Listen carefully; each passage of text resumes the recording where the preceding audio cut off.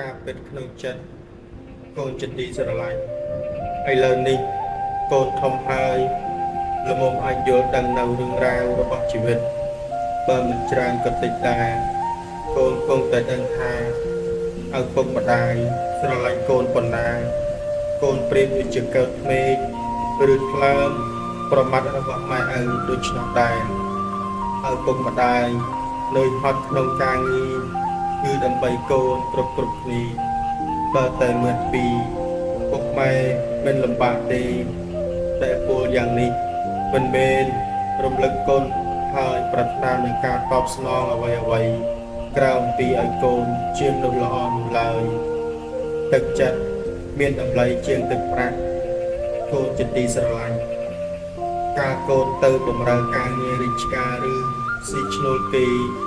គឺកូនធ្វើឲ្យពេញដៃពេញជើងប្រឹងប្រែងឲ្យអស់សមត្ថភាពឲ្យសមនឹងតម្លៃប្រាក់ខែប្រសិនបើកូនធ្វើឲ្យលើសជាងតម្លៃប្រាក់ខែនោះរឹងរឹតតែល្អ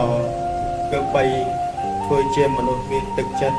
កូនកុំធ្វើជាមនុស្សខ្វះទឹកចិត្តឲ្យសោះកូនជាទីស្រឡាញ់ការស្ដាប់ធម៌ពីរយ៉ាងព្រះពុទ្ធដីកានៅក្នុងព្រះត្រៃបិដកបើកូនបានអានដូចជាបានគល់ព្រះសម្មាសម្ពុទ្ធទើលព្រះអង្គត្រូវតែមានពេលសម្រាប់ទទួលនៅព្រះពុទ្ធឱវាទក្នុងមួយថ្ងៃកុំខានអីសោះកូនចិត្តទីស្រឡាញ់កូនគួរប្រយ័ត្នពាក្យនិយាយរបស់អ្នកដទៃដោយចំពោះពាក្យផ្អែមល្ហែមទឹកអំពៅទឹកត្នោតមានរសជាតិផ្អែមបើទុកយូរទៅហើយផ្សំនឹងមេវាក៏คล้ายទៅជាទឹកស្រវឹងយ៉ាងណាមិញពាក្យសម្ដីផ្អែមល្ហែមរបស់មនុស្សខ្លះក៏អាចធ្វើឲ្យកូនស្រវឹងបានយ៉ាងដែរកាលបើកូនស្រវឹងហើយក៏ធ្វើឲ្យវង្វេងគិតបាត់បង់ស្មារតីខុសប្រក្រតីដែលធ្លាប់តែរៀបជំរាបសួររហូតដល់មានពេលខ្លះអត់មានអត់ប្រាក់ទៀតផងព្រោះជឿពាក្យផ្អែមល្ហែមរបស់គេកូនចូលគិតពិចារណាឲ្យបានល្អកូនចិត្តទីស្រឡាញ់ឈ្មោះថាទុកគឺមិនមានអ្នកណាប្រាថ្នាឡើយប៉ុន្តែគ្រប់គ្នាក៏មានទុកជាតាមមានទុកខ្លាំងមានទុកតិចជាធម្មតាគ្រប់គ្នាមានប្រាថ្នានោះឯងទុកមានពីរយ៉ាងគឺទុកផ្លូវកាយនិងផ្លូវចិត្តទុកផ្លូវកាយរំងាប់បានដោយអាហារគ្រឿងសម្លៀកបំពាក់ទីលំនៅអាស្រ័យនិងថ្នាំកាយរោគឯទុកផ្លូវចិត្តវិញត្រូវរក្សាដោយព្រះធម៌ចិត្តថ្នាំកាយរោគផ្លូវចិត្តព្រះធម៌ចិត្តថ្នាំកម្លាំងជំនួយឲ្យចិត្តមានកម្លាំងមានសុខភាពល្អនិងជាទីពឹងផ្លូវចិត្តកូនចិត្តទីស្រឡាញ់ការដែលគេរៀបដាក់ក្នុងធម៌ជាដើមអ្នកណាឃើញក៏សរសើរថាស្អាតនោះវាអាស្រ័យនៅលើអ្នករៀបចំឲ្យមានរបៀបរៀបរយល្អការប្រភេទខ្លះសំបីមិនសូវស្អាតតែបើអ្នកតាក់តែងរៀបចំទូកែក៏អាចតាក់តែងឲ្យស្អាតបានដែរដូចទៅវិញសូម្បីផ្កានោះស្អាតយ៉ាងណាក៏ដោយតែគេមិនចេះរៀបចំទេក៏ធ្វើទៅជាផ្កាធម្មតាមិនគួរឲ្យចង់កោចគុណឡើយរបស់របរសម្រាប់ប្រើប្រាស់ក្នុងផ្ទះក៏មានអត្ថន័យដូចគ្នាដែរគឺពិតជាធ្វើឲ្យផ្ទះស្អាតល្អបានបើម្ចាស់ផ្ទះចេះរៀបចំតាក់តែងល្អនោះមនុស្សយើងក៏ដូចគ្នាដែរបានតែជាមនុស្សល្អគួរឲ្យកោតគុណគួរឲ្យគោរពរាប់អានឬគោរពជ្រះថ្លាក៏ព្រោះថាម្ចាស់ផ្ទះចេះរៀបចំឲ្យមានរបៀបរៀបរយល្អនោះឯងកូនអើយដុំឈើជាអង្កត់អស់មានហើយបើគេមិនបានឆ្នៃវាទេនោះប៉ុន្តែវាទៅជារបស់ មានតម្លៃការបើឆ្នៃល្អហើយរឹងរឹតតែល្អរឹងរឹតតែថ្លៃបើឆ្នៃឆ្លាក់ឲ្យធ្លាក់ទៅជាព្រះពុទ្ធរូបនោះអ្នកផងទាំងពួងគេថ្វាយបង្គំដោយពិតបើដូច្នេះកូនក៏បីជាអ្នកបានបួសនៅក្នុងសាសនាព្រះសម្មាសម្ពុទ្ធជាម្ចាស់កូនបានឈ្មោះថាជាក្សត្រជាបុត្ររបស់ព្រះពុទ្ធកូនបានជាញាតិទវងស្ដេចយិសក្យៈអ្នកណាក្នុងលោកនេះនឹងអាចសំចូលជាញាតិព្រះមហាក្សត្រស្ដេចផែនដីបាននោះប្រមេមិនមានកូនជាទីស្រឡាញ់បើកូនបានបួសក្នុងសាសនាព្រះសម្មាសម្ពុទ្ធព្រះថាជាញាតិជាសក្យបុត្រជាបុត្ររបស់ព្រះអង្គដែលជាត្រកូលពងពោះជាងគេលើលោកកូនជាទីស្រឡាញ់ពេលដែលកូននៅក្នុងសង្គមត្រូវតាក់ទងជាមួយអ្នកដទៃកូនត្រូវរៀបចំរឹកពីឲ្យល្អពោលពាក្យពីរោះព្រមទាំងរៀបចំខ្លួនប្រាណសម្លេងបំពាក់ឲ្យល្អផងនេះជាការចាំបាច់ណាស់ដើម្បីបញ្ជាក់ថាកូនជាមនុស្សល្អដូច្នេះទើបឈ្មោះថា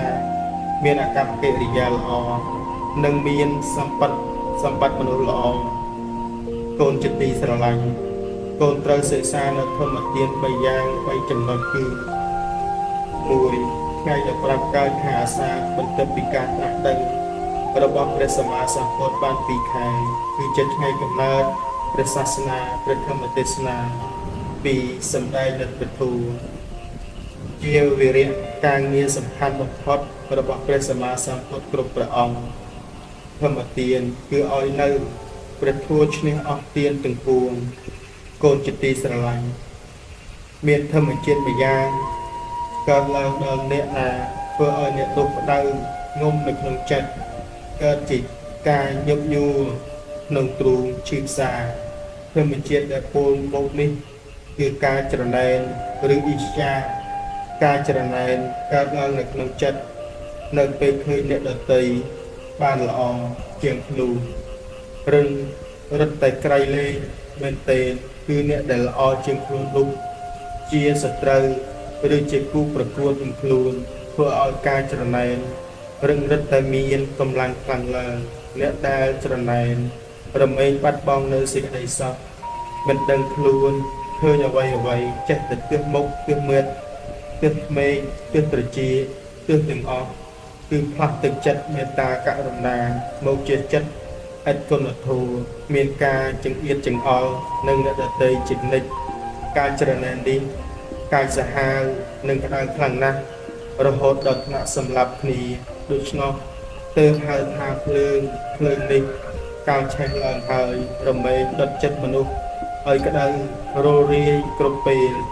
ប្រសិនបើអ្នកបានល្អនោះជាមនុស្សដែលស្រឡាញ់វិញបាបធម៌អ៊ីស្យាគឺការច្រណែនមិនកើតឡើង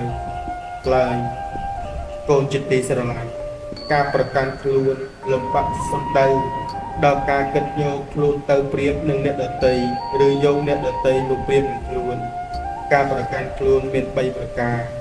គឺគិតថាខ្លួនឯងប្រសើរជាងអ្នកដទៃមួយ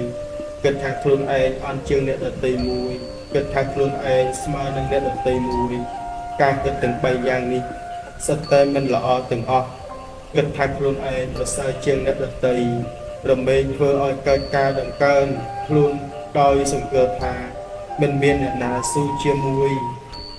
ខ្លួនបាននឹងធ្វើឲ្យកើតការឆ្លងប្រហើមកងកាយហ៊ានធ្វើអ្វីស្រេចតែចិត្តខ្លួនឯងសម្ដែងអាកប្បកិរិយាមើលងាយមើលថោកអ្នកដទៃគិតថាខ្លួនឯងអន់ជាងអ្នកដទៃរមែងធ្វើឲ្យកើតការរុញរានៅក្នុងការអស់កម្លាំងចិត្តបាក់ទឹកចិត្តលេងប្រឹងប្រែងតទៅទៀតក៏បណ្ដាលឲ្យជីវិតទៅតាមយថាកម្មដោយចាក់អណ្ដែតទឹកធ្វើឲ្យគេមើលងាយមើលថោកបានព្រោះតែខ្វះការតស៊ូប្រឹងប្រែងគិតថាខ្លួនឯងស្មើនឹងអ្នកដទៃរមែងធ្វើឲ្យកើតការក្រអឺតក្រទមមិនក្រែងចិត្តអ្នកណា នឹងមិនគោរពអ្នកដទៃព្រមទាំងមិនត្រូវការស្ដាប់អ្នកដទៃព្រោះប្រកាន់ថាអ្នកដទៃប្រហែល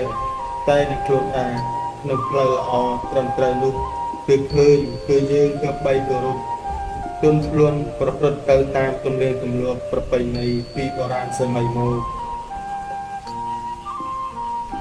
ចិត្តយើងចិត្តគេកូនត្រូវរីករាយនេះគ្នាឲ្យច្បាស់កុំតាមចិត្តពៀតាមព្រះតម្រាស់ព្រះធម៌ល្អណាស់កូនត្រូវបដិបត្តិចិត្តយើងចិត្តគេលេសច្រើនពេកកូនត្រូវកម្ចាត់បើចង់សុខចិត្តកូនត្រូវវឹកហាត់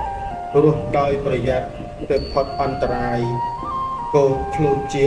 ឧបមាចម្រើនមេត្តាទោសារំសាយឲ្យសុខក្នុងខ្លួននិងសត្វទាំងឡាយសក់នៅមិនឆ្ងាយរកឃើញក្នុងចិត្តតស៊ូអន់ធន់ទោះឬស្រាលកូនចិត្តទីស្រឡាញ់មនុស្សខំធ្វើអំពើសុចរិត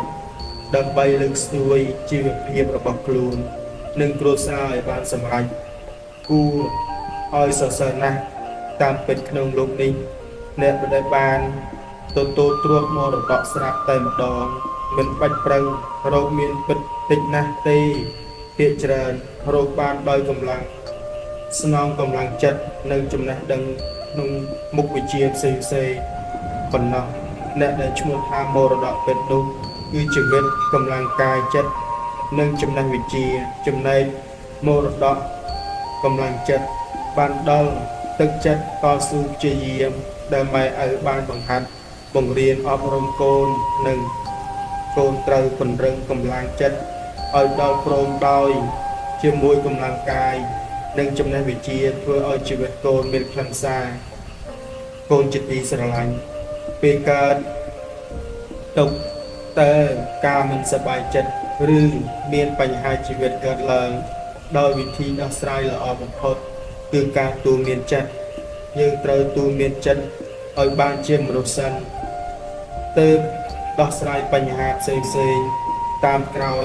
រឿងខ្លះគ្រាន់តែទូន្មានចិត្តបានតែប៉ុណ្ណោះគ្រប់យ៉ាងបានបញ្ចប់ជាស្រេចបើយើងមិនទូន្មានចិត្តជាមុនទេរួចមកដោះស្រាយបញ្ហាវាអាចធ្វើឲ្យរឹងរិតតែលំបាកព្រោះថាបើមិនទូន្មានចិត្តទេយើងត្រូវដោះស្រាយបញ្ហាដោយលោភៈទោសៈមោហៈឬដោយទុច្ចរិតជាពិតប្រាកដពុំខានឡើយកូនចិត្តទីស្រឡាញ់មានការប្រព្រឹត្តដើម្បីកសាងខ្លួនឲ្យចម្រើនតាមគោលធម៌3ប្រការគឺទី1ប្រដៅខ្លួនឯងឲ្យបាន2អានខ្លួនឯងឲ្យដឹង3ប្រឹងខ្លួនឯងឲ្យដល់ក្នុងប្រការទី1គឺស្រដៅខ្លួនឯងឲ្យបានប្រដៅខ្លួនឯងឲ្យបានដោយតាមប្រដៅមនុស្សយើងច្រើនតែមិនប្រដៅខ្លួនឯងឬដាស់តឿនខ្លួនឯងទេប៉ុន្តែបែរជាប្រដៅអ្នកដទៃដាស់តឿនអ្នកដទៃបានដោយសពប្រការប្រដៅឲ្យគេធ្វើយ៉ាងនេះដាស់តឿនឲ្យអ្នកដទៃគេធ្វើយ៉ាងនោះប្រដៅដាស់តឿនបានចំណែកខ្លួនឯងវិញមិនព្រមប្រដៅមិនព្រមដាស់តឿនតែបានជាក្លឹងឃ្លាតប្រព្រឹត្តខុសជួបប្រទះនៅទុក្ខលំបាកក្នុងជីវិតតាមពិតខ្លួនឯងនឹងដែលប្រដៅទូន្មានបានដោយលំបានចិត្តទីបំផុតសំបីផ្នែកណាមួយក៏ដោយក៏លំបាកទូន្មានដែរកូនចិត្តទីស្រឡាញ់មានមនុស្សពីរនាក់ឃើញទាផងវិនផងមនុស្សម្នាក់គិតចង់ឲ្យមឿនខ្លាយទៅជាទាគិតចង់ឲ្យទាខ្លាយទៅជាមឿនរឿងនេះវាមិនអាចប្រព្រឹត្តទៅបានឡើយនៅក្នុងមួយអត្តភាពនៃសត្វទាំងពីរមុខនេះបើមនុស្សនោះគិតយ៉ាងនេះមិនឈប់ទេគឺត្រូវតែកើតទុកជាប្រកបមនុស្សម្នាក់គិតចង់ឲ្យ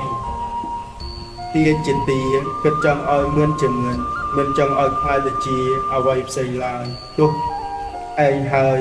ដែលមិនមានបញ្ហាយ៉ាងណាវិញអនិច្ចំគឺការមិនទៀងបើយើងចង់ឲ្យវាជីវាទៀងលទ្ធផលគឺការខូចខាតចិត្តតែបើយើងឃើញថាសង្ខារធម៌ទាំងឡាយជារបស់មិនទៀងយ៉ាងនេះយើងរមែងមានចិត្តស្ងប់មិនមានបញ្ហាមិនមានការខ ហូរចិត្តឡើយកូនចិត្តទីស្រឡាញ់ត្រូវសិក្សាថាអ្វីទាំងអស់សុទ្ធតែកើតអំពីហេតុដូច្នេះហេតុនិងផលជាចំណុចនៃការយល់ឃើញត្រូវទៅឈ្មោះថាសមាទិដ្ឋិសូមអនុមោទនា